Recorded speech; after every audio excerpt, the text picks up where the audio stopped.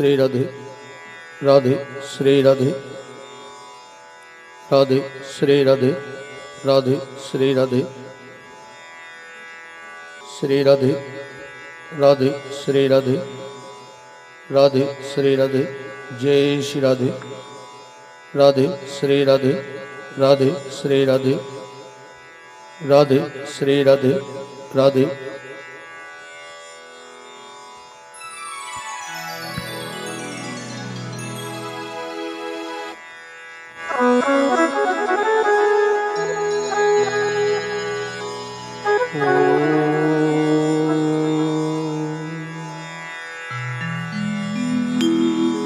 नमो भगवते वासुदेवाय नमः।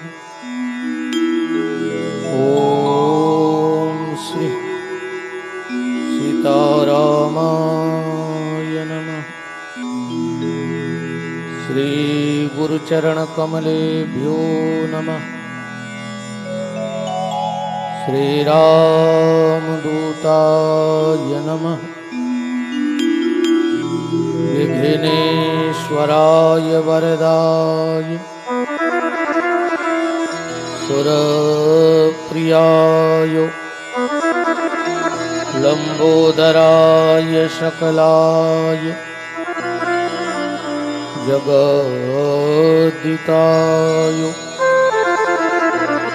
नागाननाय श्रुतियज्ञ विभूषिताय गौरीसुताय गणनाथ नमो नमस्ते। गंगातरंगरमणी जटाकलापं गौरी निरंतर विभूषित वामभागम् नारायण प्रियमनंगमदापहारं वाराणसीपुरपतिं भज विश्वनाथं। रामो राजमणि सदा विजयते रामं रमेशं भज। रामेणाबहता निशाचर चमु रामाय तस्मै नमः। अंजनानंदनं वीरं जानकी शोकनाशनं कपीसमक्षहन्तारं वन्दे लंका भयंकरं। काहू को भरोसो गणेश शेष शारदा को। काहू को भरोसो महादेव ब्रह्म ज्ञानी को। काहू को भरोसो गंगा यमुना लक्ष्मी को। काहू को भरोसो सिंह वाहिनी भवानी को। आस तो लगी है प्रभु करना ना निराश हमें। हमको तो भरोसो हनुमान अष्ट ध्यानी को। जय जय रानी राधिके जय जय नवल किशोर। जय गोपी चितचोर प्रभु जय जय माखन चोर। भगति भक्त भगवंत गुरु चतुर नाम बपु एक। तिनके पद वंदन किए नासत विघ्न अनेक। पुनि प्रभु मोहि न विसारियो चाहे लाख लोग मिल जाएं। हमसे तुमको बहुत है तुमसे हमको ना। काहू के धन धाम है काहू के परिवार। साथी के प्रभु सांवरे जीवन प्राण आधार।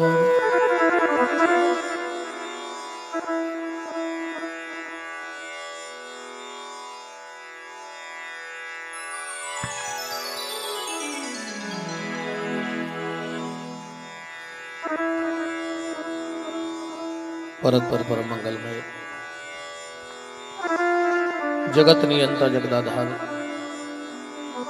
अकारण करुणा करने वाले भक्त वांछा भक्त कल्पतरु तड़ित दुति विनंद पीतांबर धारी आप्त काम पूर्ण काम सर्व काम पृथ्वी के कण कण में परम व्याप्त मेरे परमाराध्य प्रभु लोकलोचन सांवरे सरकार राज राजेश्वरी भूत भुवनेश्वरी नकुंजेश्वरी वृषभान की दुलारी ललित ललाम लाडली महाराजे अनंत अनंत बलवंत वीतराग संत श्री हनुमंत लाल जी महाराज की भावभीनी उपस्थिति में और उन्हीं की परम सन्निधि में परमात्मा की परम पावन मंगलमयी कथा का चिंतन मनन अनुसरण लाभ प्राप्त करने के लिए समागत श्रोता भक्तवृंद ममतामयी मोदमयी करुणामयी वात्सल्यमयी सीता सावित्री अनसुईया माता मदालसा गार्गी के पद चिन्हों पर चलने वाली मातृ शक्ति भारत बाटिका के नवनिहाल नभ पल्लवित कर्णाधार पुष्प प्यारे प्यारे से बाल गोपाल सनातन धर्म ध्वजा को लेकर के नित्य प्रति अपने कर्म पथ पर अग्रसर होने वाले समस्त संत ब्राह्मणों के श्री चरणों में दास का कोटि कोटि मनोरंजन मंचस्थ विराजे हुए आचार्य वृंद संगीतक बंधु परमात्मा की महती कृपा करुणा माता पिता के सत्कर्मों का फल जिनको प्राप्त हो रहा है और मुख्य यजमान बनने का सौभाग्य जिनको प्राप्त हुआ है ऐसी पूज्य माता जी डॉक्टर उषा मिश्रा जी सह यजमान बनकर के बैठे भैया अरविंद जी सारी व्यवस्थाओं को देख रहे डॉक्टर योगेश मिश्रा जी आदरणीय बड़े भैया श्री नरेंद्र पुरोहित जी अनादि श्री हमारे सकल गुड़ी से पुजारी जी महाराज और आप सभी हमको गांव के नाम तो नहीं आते आसपास के पर जहां जहां के भी भगत विराजे हैं सभी वैष्णवों को हमारा हाथ जोड़ करके प्रणाम है।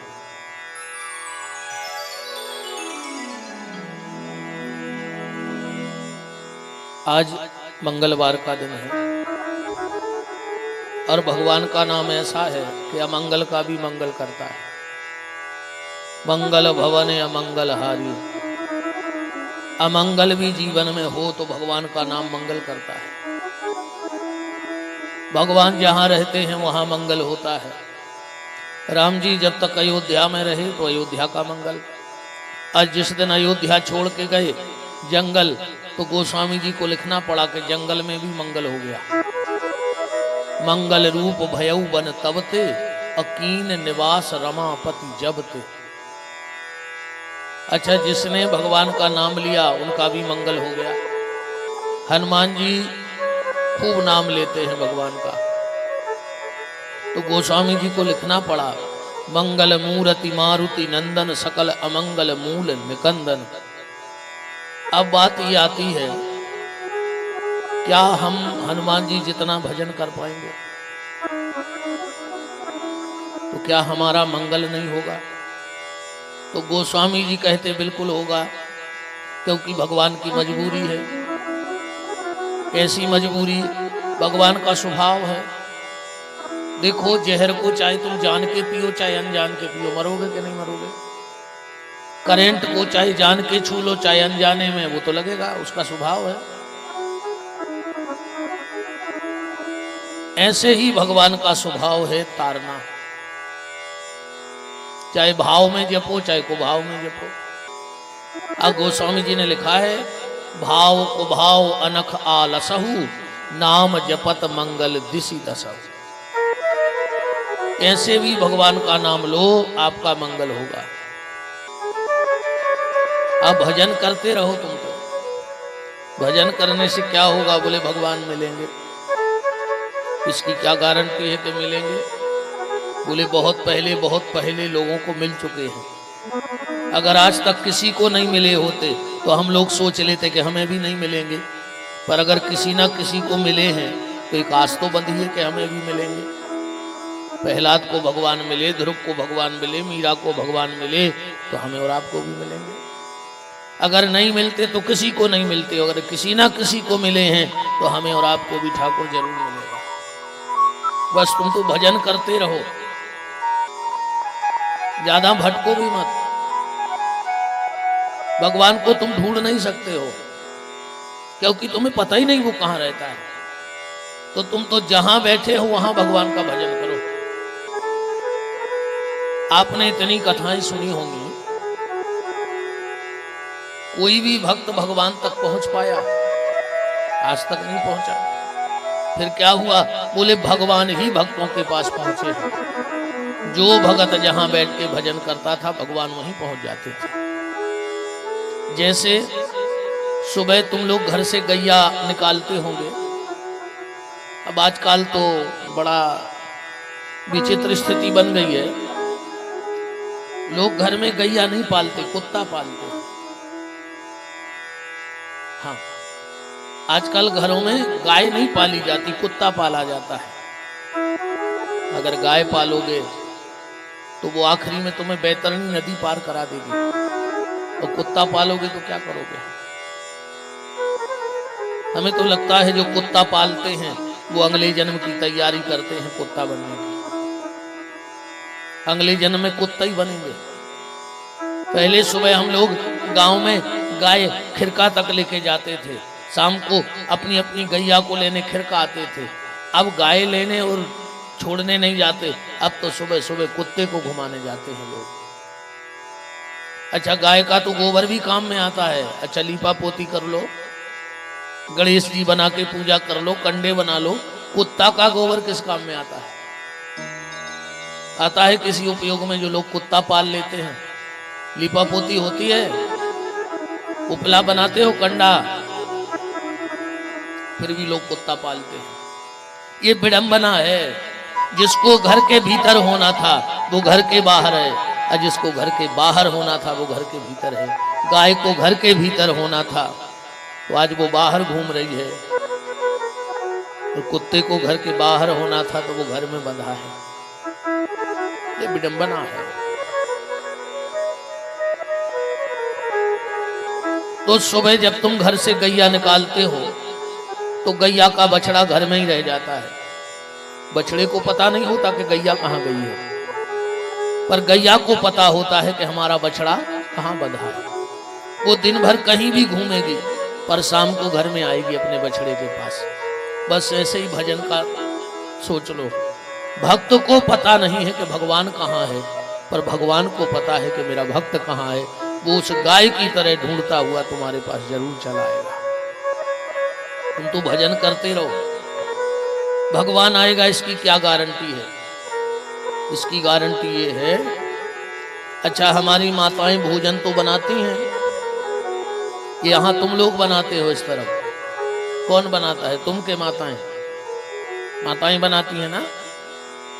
हाँ। अच्छा, जब भोजन बनाती हो तो महीने में, 2 महीने में, 4 महीने में कभी कभी ऐसा होता होगा कि भोजन में बाल आ जाता है। आता कि नहीं आता? अब किसी ने डाला नहीं है, आ गया है। कोई जानबूझ के तो रोटी में बाल डालता नहीं, वो तो रोज भोजन बनाते थे, आज बाल आ गया। अब कभी कभी तो ऐसी स्थिति बन जाए, उसी दिन घर में मेहमान आए हों, उसी दिन घर में मेहमान आए हों और पत्नी भीतर भोजन बना रही थी, पति देव बिल्कुल सामने बैठे थे। आज जैसे ही पति ने कोर उठाया तो उसके कोर में बाल आ गया, तो आंखों ही आंखों में पत्नी को डांटने लगा, देख के नहीं बना सकती, मेरे कोर में बाल आ गया। मेहमान के में आता तो वो क्या सोचता? तो पत्नी ने उतई से बेलना, बताओ खा ले चुपचाप, तुम्हारे में तो आओ है, अब खा गया। होता है ऐसा कि नहीं? हाँ, लोग हिला रहे हैं। बात को समझना। जब भोजन बनाते बनाते भोजन में कभी ना कभी बाल आ सकता है, तो भजन करते करते जीवन में बाल कृष्ण क्यों नहीं आ सकता है? बस इतना विचार करना। रोज भजन करते रहो, जब भोजन में बाल आएगा तो भजन में बाल कृष्ण भी आएगा। बिल्कुल गारंटी की बात है, वो आएगा। तुम तो पड़े रहो दरबार में, धका धनी के खाओ। बस भगवान का नाम लेते रहो। अधिक से अधिक नाम जप किया करो, जितना टाइम मिल जाए। जीवन का कोई भरोसा नहीं, कब जिंदगी का अंत हो जाए है कोई भरोसा। घड़ी सबके हाथ में है कि नहीं है? पर घड़ी किसी के हाथ में नहीं है किसी के हाथ में घड़ी? कौन घड़ी क्या हो जाए कोई पता है? घड़ी सबके हाथ में है पर घड़ी किसी के हाथ में नहीं है। कौन घड़ी क्या हो जाए ये कोई नहीं जानता है। अच्छा, लोग कहते हमने घड़ी को बांध लिया, गलत है। हमने घड़ी को नहीं बांधा है, घड़ी ने हमें बांधा है। 2 बज गए कथा में पहुंचना है, 5 बज गए बंद करना है, मतलब घड़ी में हम बंधे हैं कि घड़ी हमसे बंधी है? हमको घड़ी ने बांधा है, ना कि हमने घड़ी को बांध रखा है। तो भैया जितना समय जब मिल जाए ठाकुर जी की कृपा से चकाचक खूब भजन किया करो। कल की चर्चा में आप सुन रहे थे, ब्रह्मा जी ने सृष्टि बनाई। पहली रचना की 3 अजाज प्रवृत्तियां, दूसरी रचना में सनक सनंदन सनातन सनत कुमार। और जब ब्रह्मा जी ने ध्यान से सुनना, सनक सनंदन सनातन सनत कुमार को बनाया तो शाम का वक्त था और एक कन्या को जन्म दिया। बिल्कुल नई बात बता रहा हूं आप लोगों को, कथा में आपको ही सुनाऊंगा जो आपने ना सुनी हो। हाँ, पूतना उतना तो खूब मरा था, तुम्हारे सुना रहा था। बात वो सुन लो जो तुम्हें कभी कभी सुनने को मिले। एक संध्या नाम की कन्या को जन्म दिया ब्रह्मा जी ने। अतिशय सुंदर थी वो। ब्रह्मा जी उस पे मोहित हो गए, अपनी ही बेटी पे। उसको बड़ी लज्जा लगी, और लज्जा लगेगी अगर किसी बेटी पे पिता मोहित हो जाए तो उस बेटी को कितनी लज्जा नहीं लगेगी बताओ। संध्या चली गई जंगल। बाद में ब्रह्मा जी को भी बड़ा दुख हुआ कि हमने गलत कर दिया, अपनी ही बेटी पर मोहित होकर के। तो वशिष्ठ जी को भेजा कि संध्या गई है जंगल, अकेली गई है, तुम एक काम करो, उसके लिए एक मंत्र दे आओ। तो वशिष्ठ ने जाकर मंत्र दिया। मंत्र कौन सा दिया? ओम नमः शंकराय ओम, ये मंत्र दिया है। संध्या ने बहुत भजन किया। आपने वो स्तुति सुनी होगी, नमामि समीशान निर्वाण रूपम विभुम व्यापकम ब्रह्म वेद स्वरूपम। ये संध्या के मुख से निकली स्तुति है। पहली बार संध्या ने भगवान शंकर के लिए मंत्र बोला। रामायण में तो बाद में लिखा गया, गोस्वामी जी ने भी लिखा है, पर ये बाद में लिखा गया। पहला, सबसे पहला निकला था किसके मुंह से? संध्या के। संध्या ने 3 वरदान मांगे भगवान शंकर से। कौन कौन से? पहला, सहगोत्री का विवाह ना होवे, इसलिए हम लोग गोत्र बचा के शादी करते हैं कि नहीं करते। ये संध्या का वरदान है कि सहगोत्री का विवाह ना हो, और अगर हो तो वो कभी सुखी ना रहे। दूसरा वरदान मांगा, भोलेनाथ मेरी एक बात को मर्यादा में समझ लेना आप लोग। पहले स्त्री को जन्म से ज्ञान होता था कि पुरुष क्या होता है, अब पुरुष को जन्म से ज्ञान होता था कि स्त्री क्या होती है। संध्या कहती है, भोलेनाथ अगर मेरा पिता मुझ पे मोहित हो गया होता और मैं न जानती तो मुझे लज्जा न लगती, पर मैं भी तो सब जानती हूं, इसलिए मुझे दूसरा वरदान ये दे दो कि 7 साल तक न स्त्री को ये पता रहे कि पुरुष क्या होता है और न पुरुष को ये पता रहे कि स्त्री क्या होती है। शिव जी ने कहा तथास्तु। और तीसरा वरदान मांगा, जब तक गंगा में पानी रहे, आसमान में सूर्य रहे, तब तक उस आदमी की नरक से कभी मुक्ति ना हो, चाहे वो कोई भी उपाय कर ले। बोले क्यों? कौन से पाप के कारण? बोले जो संबंधों में खिलवाड़ करे। जिसको बहन कह दिया मतलब कह दिया, जिसको मां कह दिया मतलब कह दिया। आजकल सबसे ज्यादा लोग संबंधों में खिलवाड़ कर रहे हैं। कलयुग ये कैसी उल्टी गंगा बहा रहा है, माता पिता को श्रवण ठोकर लगा रहा है। पहले था एक रावण, पहले थी एक सीता, आज हर गली में रावण सीता चुरा रहा है। कलयुग ये कैसी उल्टी गंगा बहा रहा है। अब बहनों संभल जाना, बात मेरी मान लेना, आज पापी भी हाथ पे राखी बंधा रहा है। कलयुग ये कैसी उल्टी गंगा बहा रहा है। संध्या ने भोलेनाथ से कहा, दादा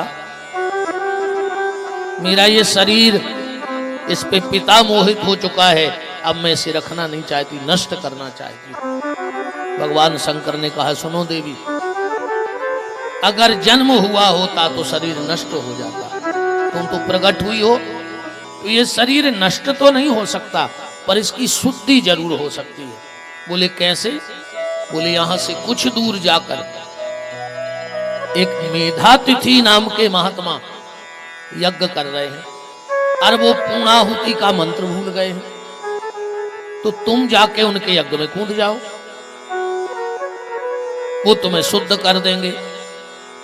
संध्या नाम की कन्या गई और मेधातिथि के यज्ञ में कूद गई। एक दिव्य छाया निकली स्वरूप, और वो सीधा गया सूर्य लोक। ध्यान से सुनना, बहुत अच्छी बात बता रहा हूं।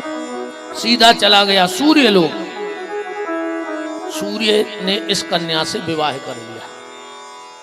सूर्य की पत्नी का नाम क्या है? संध्या। ये वही ब्रह्मा की पुत्री है जो यज्ञ में कूदी और सूर्य के यहां पहुंच गई। इनके यहां 2 बेटे और 1 बेटी हुई, संध्या के और सूर्य के यहां। बेटों के नाम क्या थे? बोले वैवस्वत मनु और यमराज। बेटी का नाम था यमुना, जो वृंदावन में बह रही है। अच्छा, यहां एक बात आती है कि धर्मराज और यमराज क्या अलग अलग हैं? बोले नहीं, दोनों एक ही हैं। धर्मराज भी वही हैं और यमराज भी यही हैं। बोले फिर इनका नाम अलग अलग क्यों पड़ गया? बोले इसलिए पड़ गया कि जब ये दुष्टों के पास जाते हैं तो यमराज बन जाते हैं, और भक्तों का फैसला करते हैं तो धर्मराज बन जाते हैं। ये एक ही व्यक्ति के 2 नाम हैं, धर्मराज और यमराज। अब सूर्य नारायण अपनी पत्नी से बड़ा प्रेम करते थे, दिन भर कुछ काम ही ना करने दे, प्रेम ही करते रहे। तो संध्या बड़ी परेशान, भाई ठीक है पति प्रेम तो करे, पर तो भी न करे, तो और कछु भजन पूजन करने ही नहीं देवे। सूर्य कहवे तुम तो हमारे सामने बैठी रहो बस। सूर्य के भी सब काम धंधे बंद, पत्नी कोई देखते रहे। तो एक दिन संध्या ने सोचा कि हमें भजन भी करना है और ये भजन करने नहीं देते और ये हमें छोड़ेंगे है नहीं। तो संध्या ने अपने शरीर से एक छाया प्रकट की और खुद चली गई जंगल में। बिल्कुल वो छाया संध्या जैसी ही थी। सूर्य नारायण ने सोचा हमारी पत्नी है, उसके साथ रहने लगे तो 1 बेटे का जन्म हुआ, शनि। सूर्य की छाया नाम की पत्नी से जो बेटा हुआ उसका क्या नाम था? शनि। एक दिन शनि ने अपनी बड़ी बहन यमुना को लात मार दी। भगवान सूर्य ने क्रोध में आके श्राप दे दिया, शनि तूने अपनी बड़ी बहन को लात मारी है, जा मैं तुझे श्राप देता हूं, वो तेरा पांव टूट जाए। शनि लंगड़ा है, एक पांव टूटा है सूर्य के श्राप के कारण। अब घर में खूब लड़ाई हो गई पति पत्नी में। तो एक दिन नारद जी आ गए। सूर्य नारायण ने कहा कि नारद जी, कछु दिन से हमारी पत्नी को स्वभाव बदल गया है, पहले बहुत अच्छी आती, अब बहुत लड़त है। सूर्य नारायण ने कहा तो नारद जी मुस्कुरा के बोले, सुनो क्या? बोले पत्नी को स्वभाव नहीं बदलो, पूरी पत्नी यहां बदल गई। पत्नी का स्वभाव नहीं बदला, पूरी पत्नी ही बदल गई।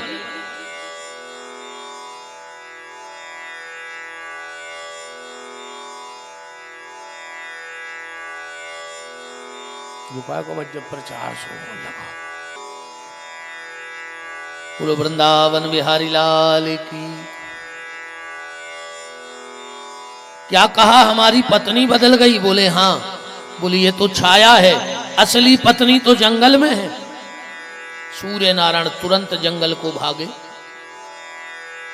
और ढूंढ धाड़ के लौट के आए। बोले हमारी पत्नी नहीं मिली, तुम झूठ बोल रहे। नारद जी बोले कि तुम्हारी पत्नी घोड़ी बन गई तुम्हारे डर से, और भजन कर रही घोड़ी बन गए। सूर्य नारायण घोड़ा बन गए और संध्या के साथ रहने लगे। इनके यहाँ 7 बेटे हुए जिनका नाम था अश्विनी कुमार।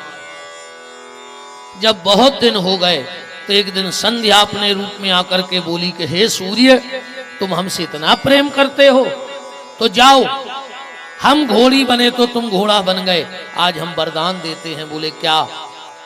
बोले जो भी पति पहली बार अपनी पत्नी को लेने घोड़े पे बैठ के जाएगा, उन पति पत्नी में बहुत प्रेम होगा। इसीलिए दूल्हा काहे पे जाता है? घोड़े पे जाता है। जाता है कि नहीं जाता?